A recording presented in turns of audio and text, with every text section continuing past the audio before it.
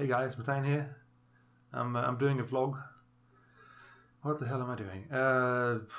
Today I'm going to talk about a project that I've been working on for the last 5 months, but mostly the last 2 months intensely. It's a project that combined all the things that I enjoy, like D&D, animation obviously, storytelling, and hanging out with friends and having a laugh. The problem is that it went from very nice and simple and fun and oh god, I can't wait to start working on this, to holy shit, I can't sleep. I had to quit. I stopped working on it yesterday because it was getting out of hand and I didn't feel like doing anything anymore. And for the first time in 4 years of doing Pegbarians, I didn't feel like going to work. So the purpose of this vlog is to put everything kind of like together and kind of like summarize everything. Also to show you the process that went behind the whole project, the choices I made, the reasons behind all the choices I made, the where it went right and where it went wrong, which is the majority. Also, so that you can learn from my mistakes, and I can learn from my mistakes, because I didn't, and that's why I wasted so much time on it.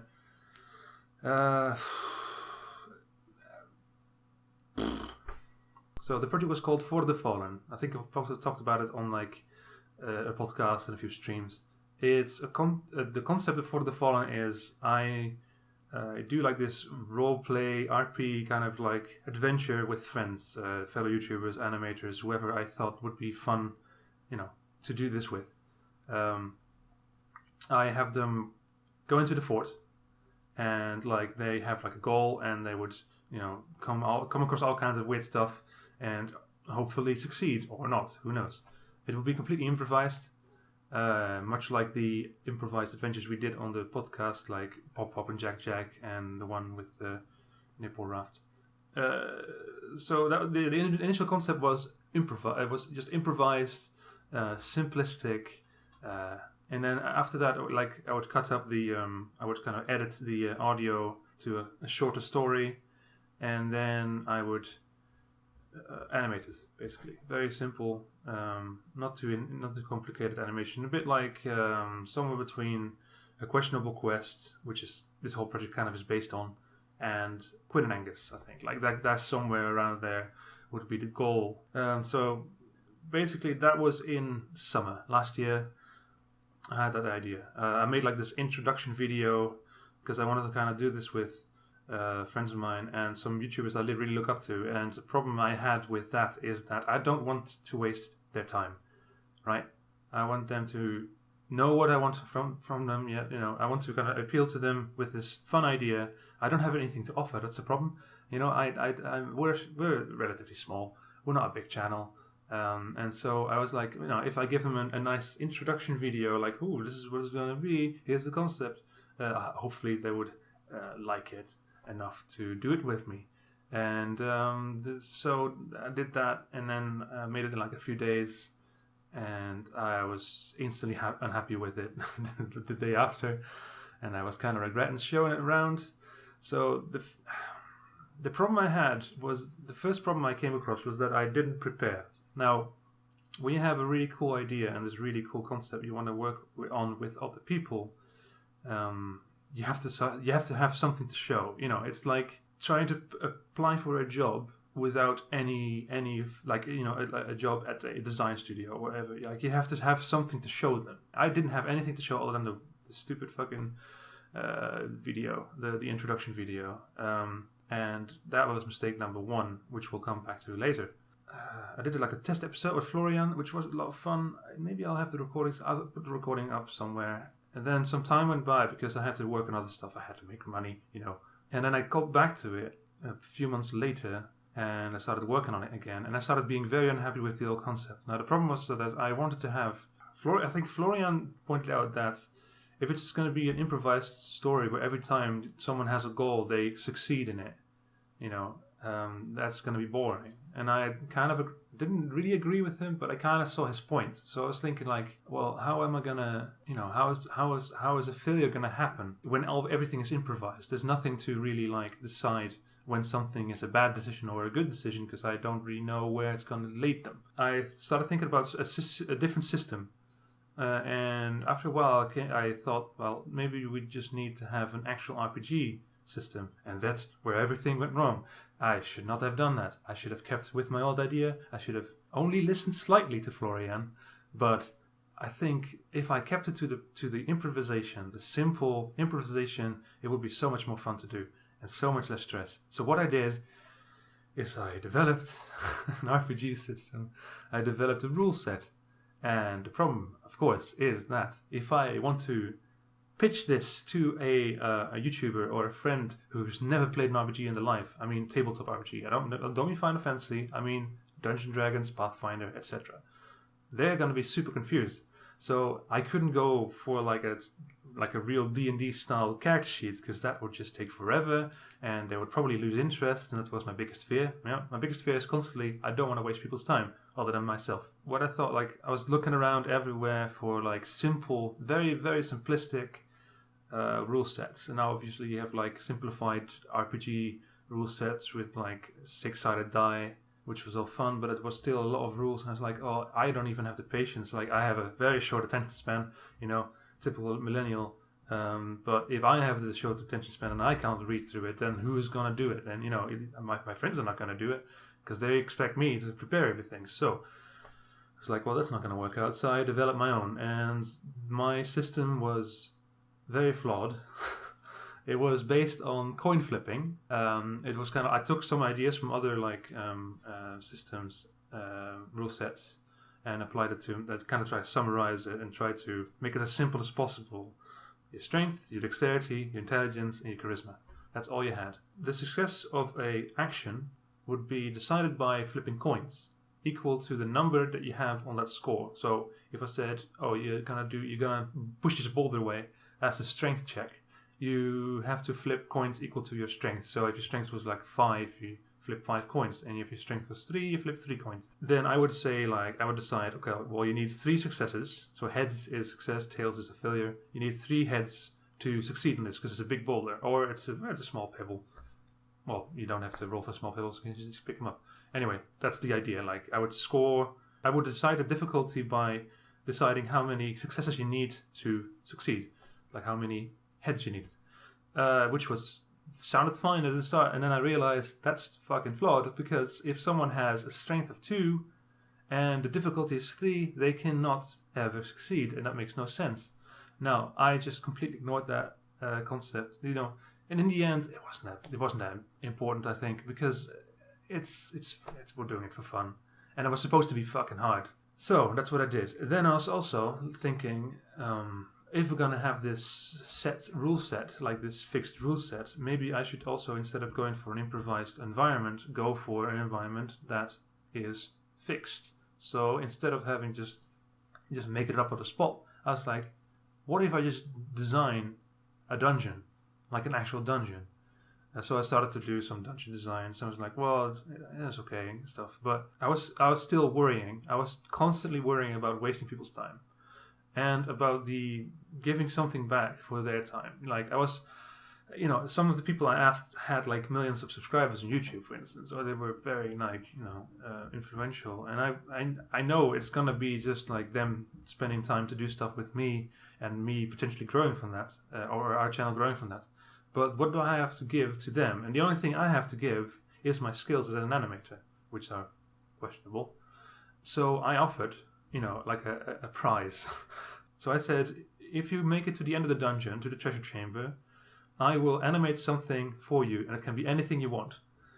Anything. It doesn't matter what you want. I'll make it, unless it's obviously illegal. But that was my way to cope with the worry that I would just waste their time. That was my idea. But the problem, obviously, I don't want to do that for everyone. It has to be hard. Otherwise, I'll be spending an extra week making this fucking animation for them, and then I won't be able to work on anything else.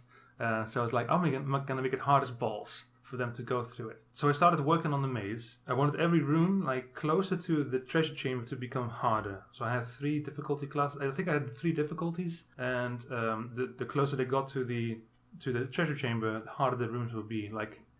Up until the point that the rooms around the treasure chamber were almost instant kill every time. I started working on all kinds of different rooms, all kinds of different like challenges, traps, social encounters. I wanted to make sure that they, even if they went for like, you know, 5 charisma and 2 strength, they would still have a chance to do it. You know, obviously some rooms had like multiple solutions, or sometimes they just improvise, and then suddenly like, oh, okay, yeah, that's gonna work out. You're gonna talk to the ogre and gonna seduce him and kiss him, like they do in Twitch chat every time I do a stream. I started working on like a design, and first I started with a very simple grid system with like rooms, square rooms connected with pathways, like hallways, like a big like hive almost, square hive.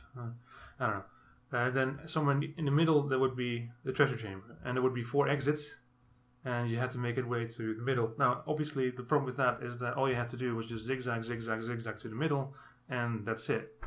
So I didn't want that to happen, so I started, instead of connecting them directly, I started to do like, you know, widey paths. Like this one would go like skip one room and go to the next one, and that one would go around, and there would be a magical door that ended up from here to there, and that's I thought that would solve the problem of it being too easy, but that didn't work because you know, because this is going to be a continuous series. It would be fun if you were able to watch previous episodes and see the progress that they made through the fort, and decide, well, I kind of know where to go now. You know, you would be able to like collect information from all kinds of episodes and almost map out a dungeon. The problem is that obviously there's not going to be any visual aids. Like, I'm not going to show them like a mini-map from, oh, you are here now, because that would be too easy. And then I realized, well, if I'm going to do this square grid like of rooms, and I'm going to do like connecting them like this and that and this and that, it's going to be very hard for them to realize that this path is going around this, you know, around the square room and then up there. Because I don't give them a visual aid. I'm almost only telling them there's a hallway, and the hallway goes to the left. They don't know how long that is, unless I like specifically explain to them how long it is, which I'm not going to do. So I erased that whole idea again. I started working on the grid, and instead of going like windy paths, I just decided some of the rooms don't have a door to the left, and some of them don't have a door to the right. Some of them only have a door forward. Some don't even have any. Like there's just a dead end, you know, like a maze. So I started doing that and connecting everything up. I still had the concept of like a square, like a big square grid with the treasure chamber in the middle, 4 entrances. The reason for the 4 entrances was that I could at least get 4 unique episodes out. You know, I would either have them decide which of the, you know, the entrance they wanted to take, or I decide for them. And so this would be like unique experiences. The problem with the whole idea of having 4 entrances was that I had to make sure there's 4 paths. Each entrance had to have a path to this treasure chamber in the middle. But I didn't want to connect them up too much. The problem is obviously that if I make a long winding path and it connects up with the like another entrance, sometimes the path would be like considerably shorter, and that would be like, you know, that would kind of beat the purpose of having a maze that's really hard to get through. So I kind of like made almost completely isolated paths. The problem with that obviously is that after a while you discover, because there weren't many rooms, they would realize that the path was really obvious because they were constantly walking up to a dead end. So I started working on it again, started connecting them up with multiple ways. I started doing like one-way paths, and that way I could make the maze more elaborate for like one entrance. Like they would suddenly have a choice to go down there and end up in another like maze part, even though that's probably not going to be shorter for them. Whilst, you know, that path can't go in there because that would mean that they would have a shortcut. And magical doors would still solve it. You know, having like a magical door connect from one side to the other, it all solved it. I thought. So the 4 entrances didn't really work out. My colleagues also pointed it out. There was some problems with it. Like he said, well, you're now dividing up your maze in 4 parts basically, and if you choose one entrance, there's a big chance that they'll never see the other side of the maze ever. You know, and then you've wasted all that, like all that development on that maze on nothing. They're always going to just see 1/4 or a half of a maze instead of the rest. And, it was a fair point. So I started working on another maze. And I started, instead of doing like multiple entrances and then a maze exit, I had one entrance, one exit, but the entrance had multiple ways to go. And the exit would be somewhere, but you wouldn't really know where it is. It's somewhere hidden in the maze. And I started, developing that. And I discovered that there weren't enough rooms. I needed more rooms because it was getting simpler and simpler to get there. Because then obviously you have one entrance, one exit, and then it becomes a lot easier to go to the exit. So I started developing more rooms and more rooms and more rooms. And I went from like 30 rooms, and I ended up with about 80 in the end because I constantly had to expand and expand and expand and make it feasible. And this was where it started to be a bit less fun. I had to write down rooms. Like I had pretty good ideas for rooms, but after 40, you kind of run out. And I had to go to Twitter, ask people for ideas, and some were really good. Some actually applied, and I also started to think about how to visualize this, how to make this into an animation. I hate doing backgrounds, and because all the rooms were square and there were like rooms. And so, because I wanted to make it clear to viewers to see this is where he's going. He's going to the left now. He's going to the north or to the east or whatever. And so that they can map out the room. So I can't do really abstract backgrounds because it would make things more complicated for them to figure out. So I was thinking okay, what can I do to make this easier? Because making all this perspective drawing, because I'm shit at it. I'm so bad at making perspective drawings. How can I make this easier? And I decided, you know what, I'm going to go back to my roots. I'm going to work in After Effects, because After Effects has these 3D layers. And what I'm going to do is going to just create, because every room is square and the same size. So I'm just going to make a default room with default walls, default floor, default ceiling. And I can just copy that default room and replace the walls, the ceiling, and attributes inside. And then, place them next to each other in a big composition. And so it'd have this almost like a Paper Mario kind of world, basically. And I would put the characters, 2D characters in it, because you can't do full 3D in After Effects, obviously. And I didn't know any other software. I could have done it in Cinema 4D or in Blender or whatever, but I just didn't have the time to learn how to work with those software.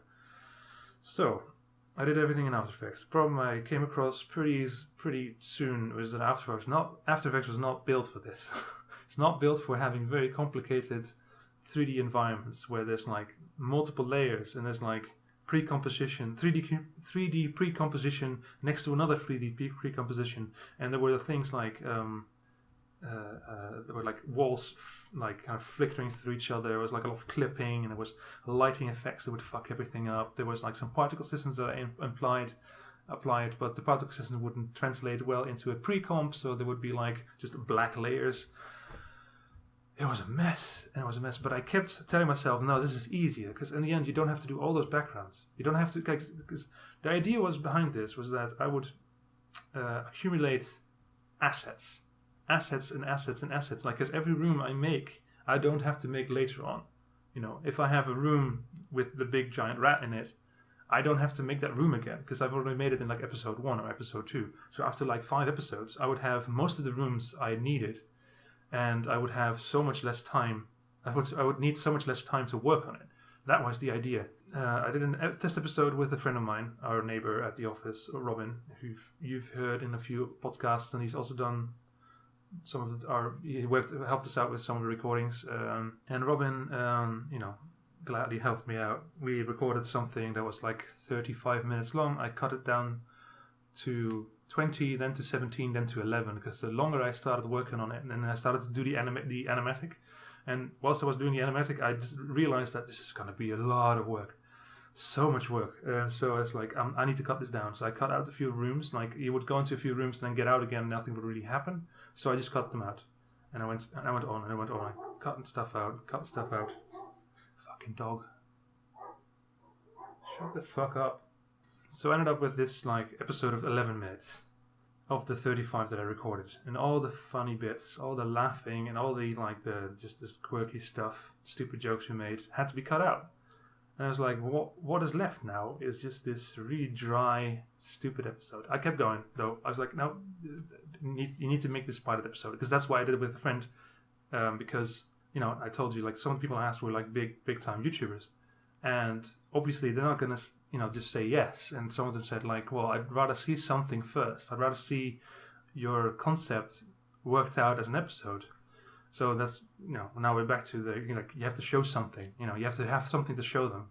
I was just so eager to work on it. I was so, like, enthusiastic about doing this. Because one of the goals for this whole project was that I would, we would kind of have contact with other channels. Because I was so done with just working on my own. I mean, we work with Fanos and we work with Minilad and, but it's mostly business. Like, I don't really talk to them like, hey, how's it going?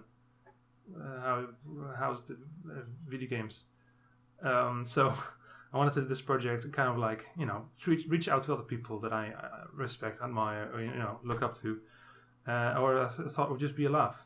And someone said I would like to see something before I work on it. And fair enough.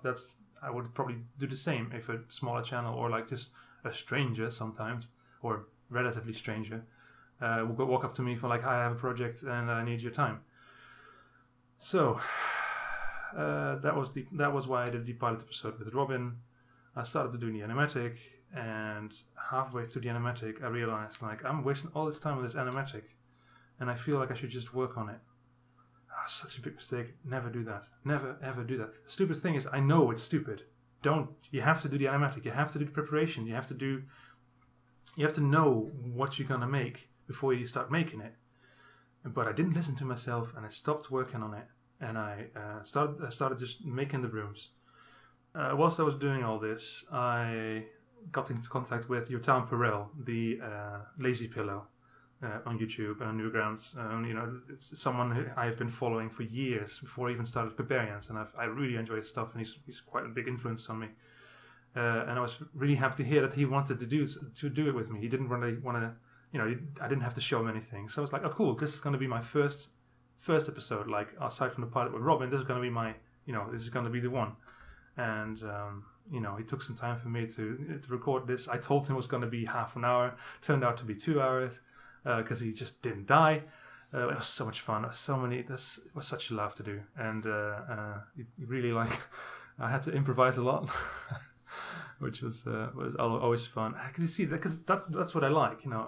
That's the kind of stuff. Because I'm a storyteller. I want to tell a story, and I really enjoyed it. But then he told me as well, like he knew that this was going to be a hell of a project, and he told me like, how the hell are you going to make this? Because he's an animator, he knows how much time it's going to take. And I told him, I got it. I got everything figured out. But it was pretty clear that, like, in my head, it was like, I'm not trying to convince him. I'm trying to convince myself this is going to work. And so I told him, like, yeah, I have this idea of assets, After Effects. I don't have to do backgrounds. It's going to be super easy. It's just going to be sprites. And while I was telling him, like, oh, it's going to be like this, I started thinking about other ways to do it, because I was like realizing, like, oh, he's right. It's not going to work out. It's going to be way too much work.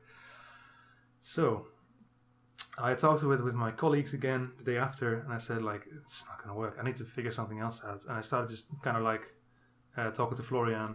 It's like, okay, I have an idea for, instead of doing like full animation, because I had like the animatic done, it's going to be like, with some bits that were just fully animated, and I was like, I can't do that. So I'm gonna make this look like a game more and more and more. Like, instead of doing full animations, I'm gonna do sprites, like walkie sprites and jumpy sprites, and I'm gonna do like this typical like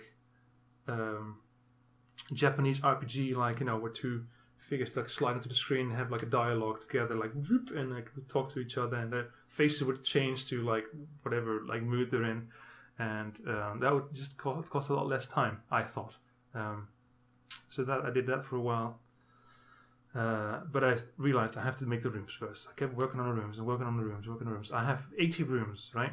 One simple room would take me a day and a half. A difficult room would take me two almost 3 days to make. Because I had to, not because it's hard, because, making the walls. I had like this like file that just have all the size for the walls and the doors. All the doors were the same size. I didn't have to worry about that kind of stuff. But the problem is that After Effects is not built for this. And so I had to do so many like fixes, jury rigging. It was a mess. It was getting worse and worse and worse, and there were so many difficulties I came up with. Like I realized that, in After Effects, when you even though it's 3D, the way that the 3D layers are visualized depends on the arrangement of the layers, and that fucked everything up so much.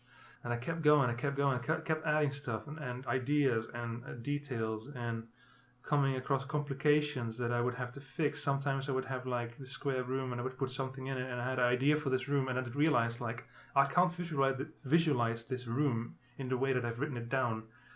But I've already played it out in one of the episodes, either in the pilot or the one with your Tom. So how am I going to fix this? How am I going to visualize this? It's going to be very hard.